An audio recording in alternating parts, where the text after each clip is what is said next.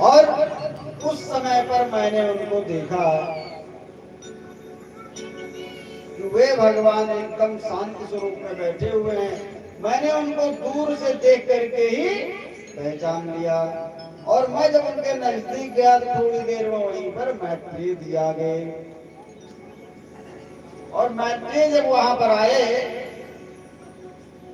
तब हमको और मैत्रेय को दोनों लोगों को भगवान ने भागवत की कथा को सुनाया, अर्थात भागवत ही दे दिया।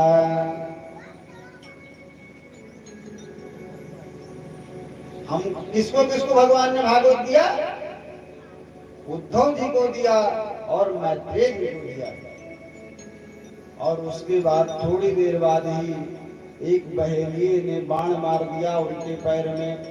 और बाण तो खाली बहाना था, बाकी लीला उन्हीं की थी और वो हम लोगों को छोड़ करके चले गए। श्री राम जय जय राम।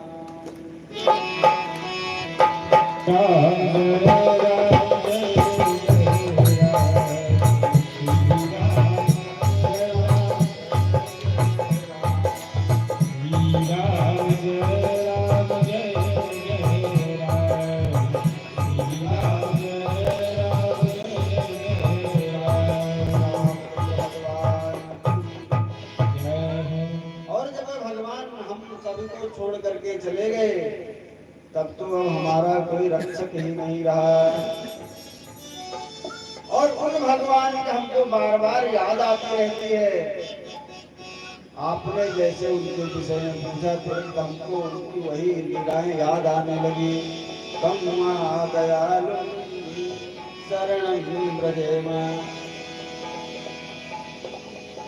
तब फिर विदुर जी ने कहा कि हे भैया उद्धव, भगवान जाते समय मुझको भी याद किए थे कि नहीं? भगवान जाते समय इस लीला को संवरण करते समय, समेटते समय क्या मुझे भी याद किए थे? तब उद्धव जी ने कहा कि आपको याद करके उन्होंने मैत्रेय जी को इसीलिए तो भागवत दिया, हमको भी दिया और उनको इसीलिए भागवत दिया क्योंकि आपको वही उपदेश करेंगे। जब विदुर जी ने कहा कि आप उस भागवत को मुझको सुनाइए, ज्ञानम स्वात्मरः प्रकाशम, वो जो आत्मा को प्रकाशित करने वाला ज्ञान है उद्धव जी आप मुझको बताइए। तो उद्धव जी क्या कहते हैं कि उस ज्ञान को मैं आपको नहीं बताऊंगा, कौन बताएगा फिर? क्या उसको मैत्रेय जी आपको बताएंगे। और हम तो अब यहाँ से भी जा रहे हैं क्योंकि भगवान के जाने के बाद में उद्धव जी का कहीं मन नहीं लग रहा था। उनकी गति वैसे हो गई थी जैसे किसी धनिक व्यक्ति का धन चला गया हो, किसी जैसे कामी व्यक्ति का जैसे काम वासना की जो वस्तु है वो गायब हो जाए तो उसका कहीं मन नहीं लगता है, वैसे ही उनकी भी स्थिति हो गई। उद्धव जी कहीं रुकते नहीं थे। और कभी कभी तो उद्धव जी को इसलिए रोना आता था कि उद्धव जी और भगवान कृष्ण एकदम स्वरूप में एक जैसे थे।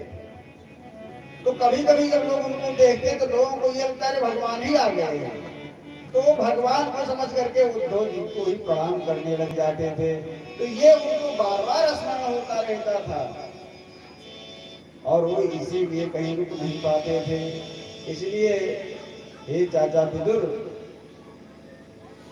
आपको मैत्रेय जी ही इस कथा को सुना पाएंगे, हमारे बस की तो है नहीं, क्योंकि हमको बार बार हमारा कंठ भर आता है भगवान के जाने से। तो आपको अगर इस कथा को जानना है तो आप मैत्रेय जी के पास में जाइए।